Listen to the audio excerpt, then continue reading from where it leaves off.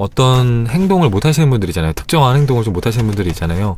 저도 이런 게 많이 있거든요.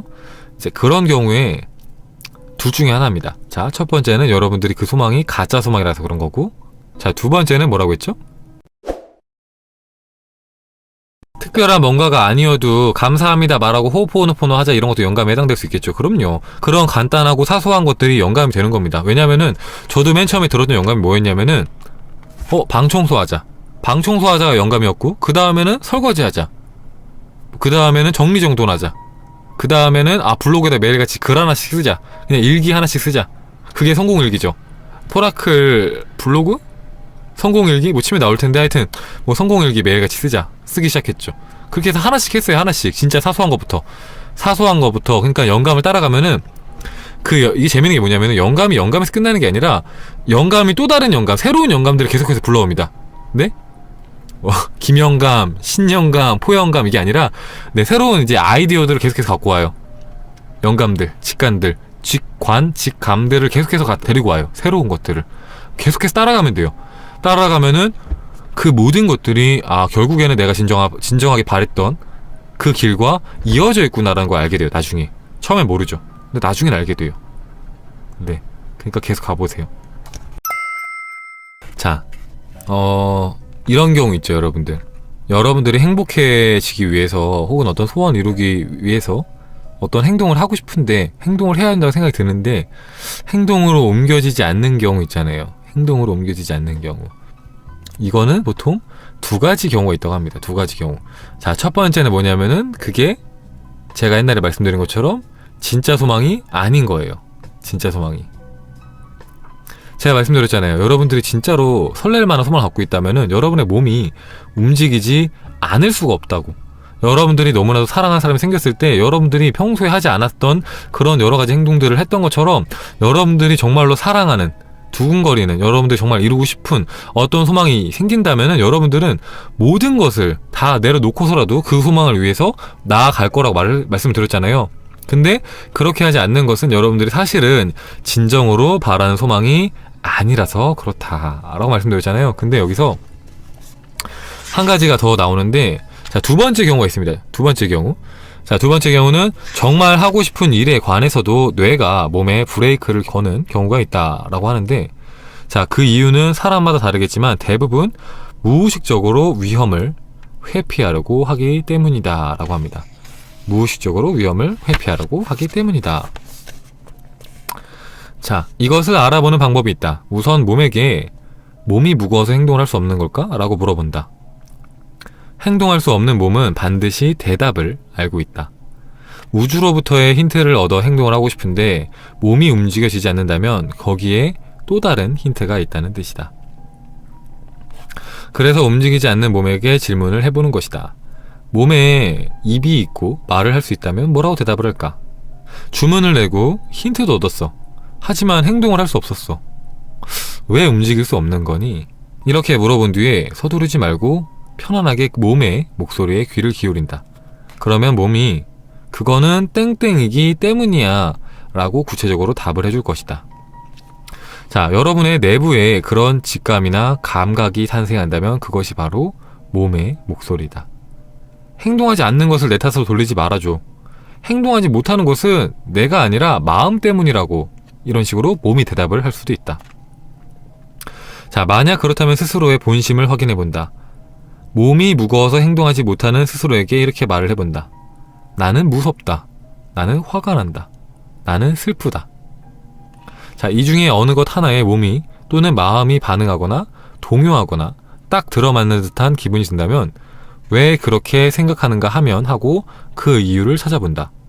예를 들어서 나는 무섭다라는 말에 반응을 하는 경우 내가 왜 무서운가 하고 그 이유를 머릿속에 떠오르는 대로 말로 표현을 해본다.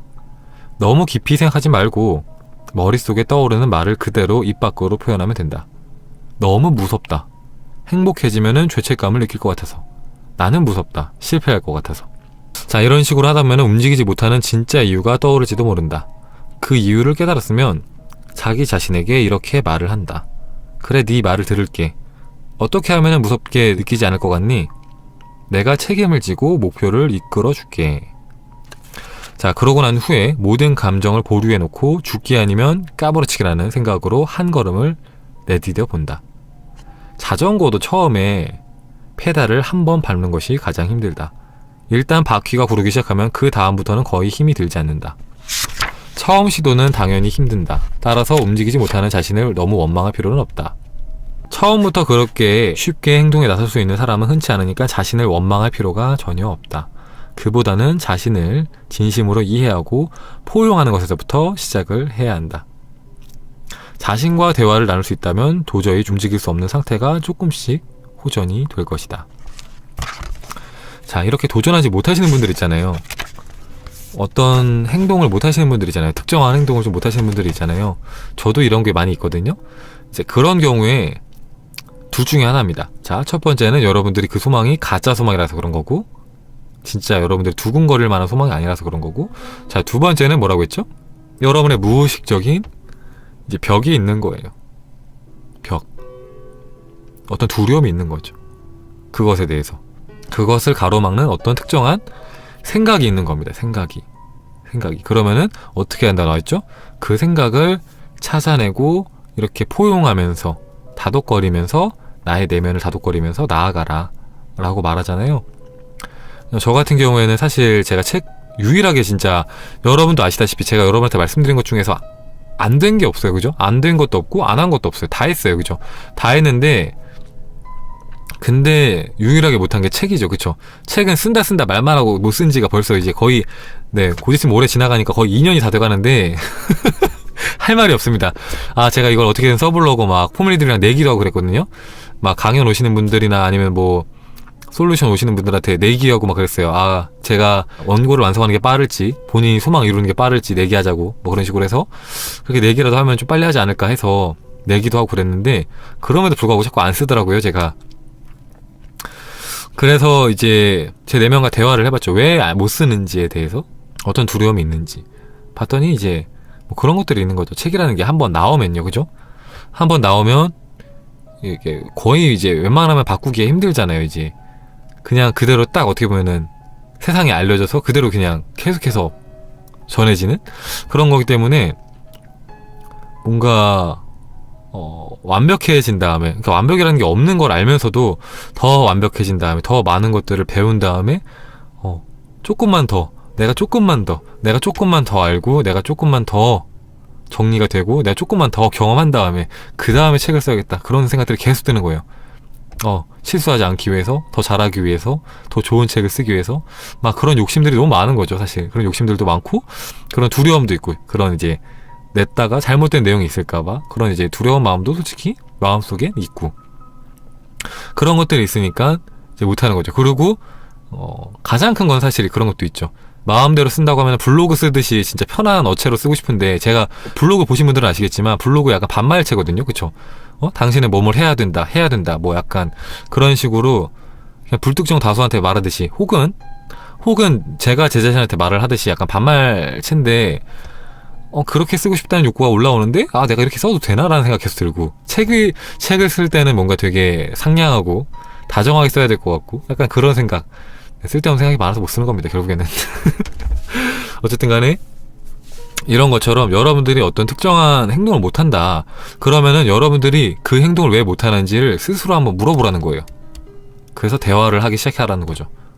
대화를, 여러분의 내면과. 그래서 저는 사실 제 내면과도 대화를 많이 했지만 뭐 제 친구들과도 좀 대화를 하면서 지금은 많이 괜찮아졌어요. 옛날에 비해서.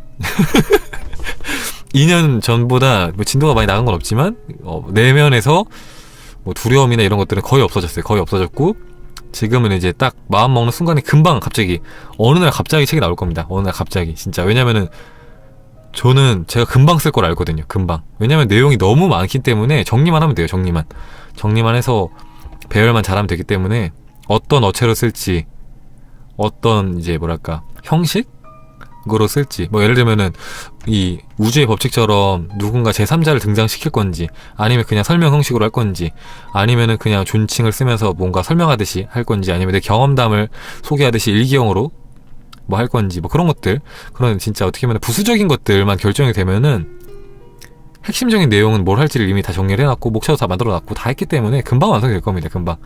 네, 금방. 어쨌든 간에 제 얘기를 말씀드리는 거는 그겁니다. 저 응원해달라고 하는 게 아니라 여러분들도 못하는 게 있잖아요. 저처럼. 저는 책이고 여러분들은 또 다른 무언가가 있잖아요.